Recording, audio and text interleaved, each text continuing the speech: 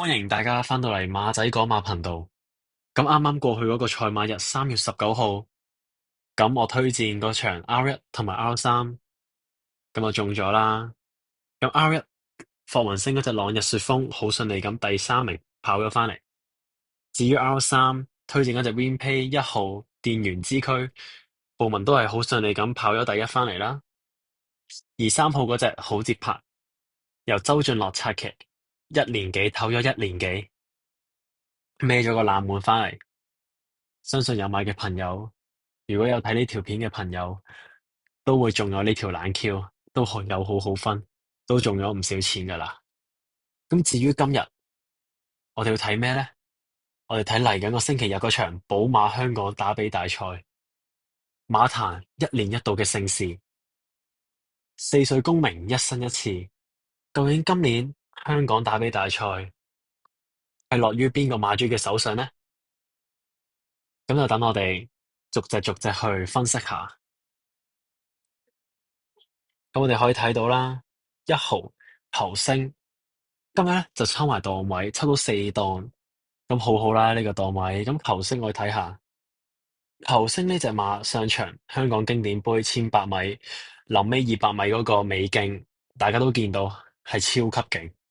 佢沿途留後，臨尾嗰個臨尾個尾勁一下過晒，一下掃晒啲馬。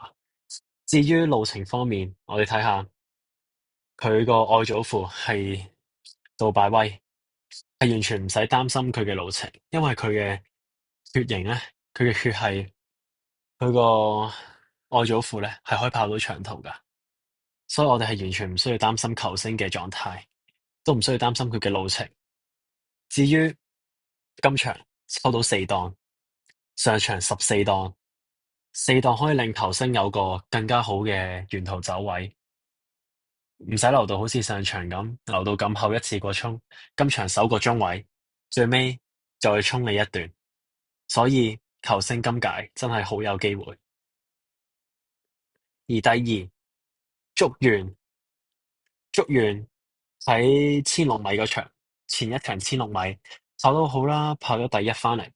咁上場經典杯咧就跑個第二翻嚟，咁啊臨尾俾球星過咗。咁我本身自己咧就係好中意竹園呢隻馬，佢一隻1000磅以內嘅馬啦，佢嘅身形比較輕啦。咁至於我覺得個路程方面咧，其實竹園係有噶。雖然我哋睇佢贏嘅都係一啲1200啊、1400啊，同埋1600，但係咧見到佢上場1800咧，其實佢喺中段臨尾直路中段咧，佢開始發力，其實都見到個趨勢係好好，只不過臨尾係俾球星過咗。但係今場竹園十四檔真係要克服呢個難關，所以係咯。今場我諗竹園要 win 咁就真係難啲噶啦，可能3344呢啲位啦。今場竹園，跟住至於伍鵬志呢隻玩笑啊，咁咧見佢贏咧都係贏啲1400、1600啦。今屆打比咧就得優才一隻有2000米嘅路程。咁至於玩笑呢隻馬上場，我哋都可以睇翻上場。玩笑係第三跑咗翻嚟啦，佢尾勁都係好強。咁我覺得要贏打比，一定要有一個好強嘅後勁啦。我哋可以睇到，好似上屆嘅大至尊、上屆嘅標致銀河，都係有個好強嘅後勁啦。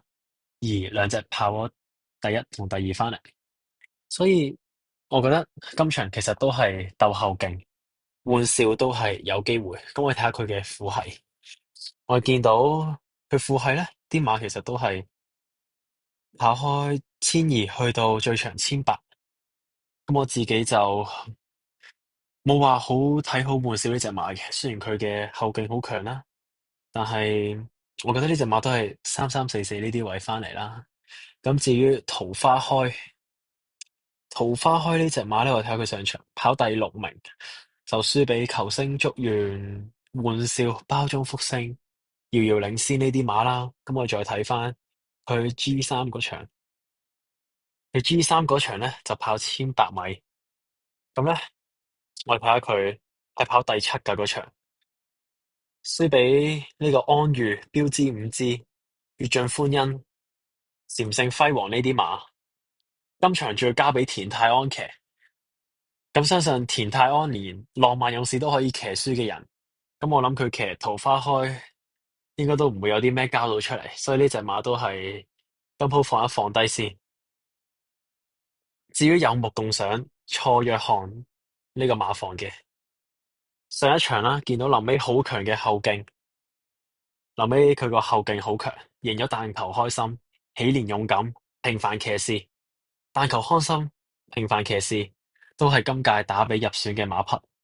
咁我哋見有目共賞今場抽個九檔，呢個檔位都麻麻地，但係如果俾佢臨尾揾到個空檔咁樣跑一跑咧，都係好有呢個追勢噶。我哋再睇埋父系，父系咧有目共賞啦，跟住自力更生啦，都可以去到1800嘅路程啦。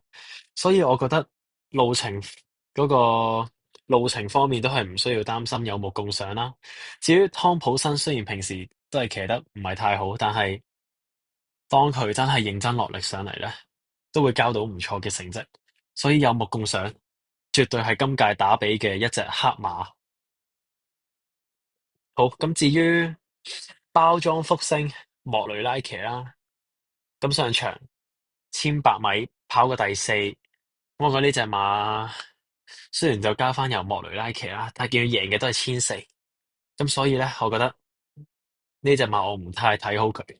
咁米奇就更加唔使講啦，米奇自從嗰場268千六贏完嗰場第一之後咧，就俾布文一直塞，塞到隻馬自己都唔識贏啦。上場莫亞騎，直頭臨尾完全冇追勢，打咗兩邊冇追勢，騎都冇騎到翻嚟，即係臨尾騎包尾咁滯，直頭騎埋包尾啊！所以米奇呢隻馬即係俾布文騎衰晒。咁我哋睇下優才，優才上場經典杯放到咁前，臨尾俾人過晒。但係咧可以見到其實優才咧係守啲3344嘅位咧，其實係最好噶。佢今場抽到7檔，咁相信要攝個3、4位咧都唔係太難。同埋優才係唯一一隻有2000米戰績嘅馬。咁我哋睇下佢2000嗰場贏遊龍串鳳啦、桃花開啦、米奇啦。咁見咧，其實呢隻馬嘅實力係好好噶，佢係可以米奇就唔好講啦，桃花開佢係完全可以夠桃花開跑噶。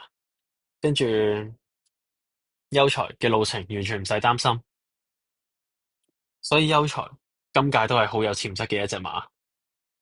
而百賀飛區咧呢隻馬咧，我哋就可以睇下佢一直都冇咩成績，所以呢隻馬係可以忽略佢嘅。而遙遙領先啦，佢跑上場啦，跑第5名啦。咁我見佢臨尾內欄，佢臨尾攝咗個內欄嘅位置，跟住咧，大家可以睇翻上場，佢攝咗個內欄嘅位置，但係其實一路邊佢臨尾都係冇咩追勢，所以路途方面咧都係應該未足2000米嘅。加州動員，加州動員跑過一次2000啦，跑第7名，由蔡明少騎嗰次。咁我哋睇下。輸俾愛心神區共享富裕唯美主義金洋飛區奮鬥心18掌門啊！呢場只不過係一場3級嘅即係3班嘅賽事，而今年嘅打比絕對係一場可以話係點都係一場有2級實力嘅比賽嘅賽事，所以呢場3級2000米都跑第7嘅馬，今場係可以唔使睇唔使甩點留意佢嘅。咁我哋再睇但求開心，由布宜學騎呢隻馬咧，講真佢都俾咗我唔少嘅驚喜。但求開心，佢1400米啦，見佢1400米係好強勢噶。佢1400米嗰陣時係贏過2場1400米，但係我哋留意下佢跑1600嗰場4歲系列賽1600嗰場，其實已經見到佢如果爭200米咧，佢已經係同今屆打比嘅其他選手咧係有啲實力嘅參差，再加上睇佢父系全部都係短途馬，1000、1200，得一隻皮具之星係可以跑到去1650至1800嘅咋。咁其實呢隻馬我係判佢路程係未夠，所以咧都可以唔使睇啦。咁平凡騎士又更加唔使講啦，呢隻馬不嬲都冇咩成績交到出嚟。至於一起美麗，相信大家賽前咧都有即係好多人討論呢隻馬啦。不過77分就可以入選今屆打比喎，咁係咪因為美麗系列而做馬俾佢嘅咧？呢隻馬我哋睇下佢父系先，首先去到1650啦，可以父系可以去到1650。咁咧呢隻馬谷草拍1800咧，係兩場都有可以交到成績出嚟噶，都贏好大段路噶。咁至於上場504嘅谷草1800嗰場，其實係奇怪地個步速係特別怪噶，所以咧一起美麗我係呢隻馬我會放一放低佢先，即係我對呢隻馬係冇咩期待。咁我講下我自己對打比嘅諗法啦。我覺得打比冇翻班次，冇分級數，因為佢係 for 4歲馬嘅一場比賽。咁4歲馬要揾唔同嘅證明去證明佢係有實力噶嘛。咁所以我哋都係睇翻啲評分夠高、有證明嘅馬啦，就好似今場頭星、祝願、玩笑、有目共賞、優才呢五隻馬，係我覺得實力上係可以足夠應付今次打比，可以爭勝嘅馬。咁而喺呢五隻馬入面，究竟邊隻先會最尾突圍而出呢？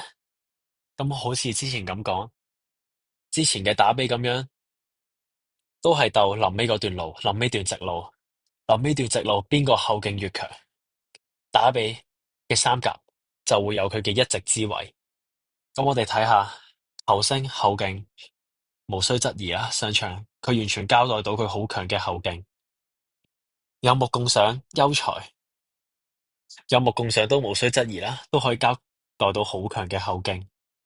優才證明佢係跑到2000噶，由蘇明倫騎，蘇明倫佢都係一個實力好強，贏過好多一級賽嘅騎師。至於祝願，唯一唔好就係抽到14檔今次，咁就睇廖康明點樣去發揮隻馬啦。究竟會留前啦，定係留後？會放前啦，定係留後臨尾鬥條直路呢？因為祝願隻馬係本身放同埋留都係兩樣都可以做到，所以今場打比呢，真係十分精彩，並唔似上場咁，並唔似上年咁樣實力比較弱。今場打比我覺得實力都幾強，未到好強，但係今場打比嘅實力都係好唔錯噶。所以如果我推介嘅話，我會推介今場嘅 Win 係1號嘅球星，而第二三名我會比較中意優才，同埋自己私心我都會中意祝願呢隻馬。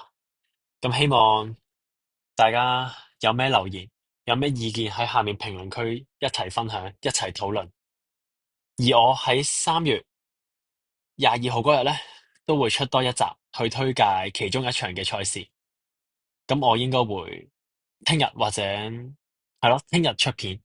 咁希望大家密切留意，記得繼續支持我馬仔。大家中意呢條片嘅話，可以訂閱、點讚同分享俾大家。祝大家繼續賽馬日贏錢，一齊贏馬會嘅錢。多謝大家嘅支持，我哋下集再見。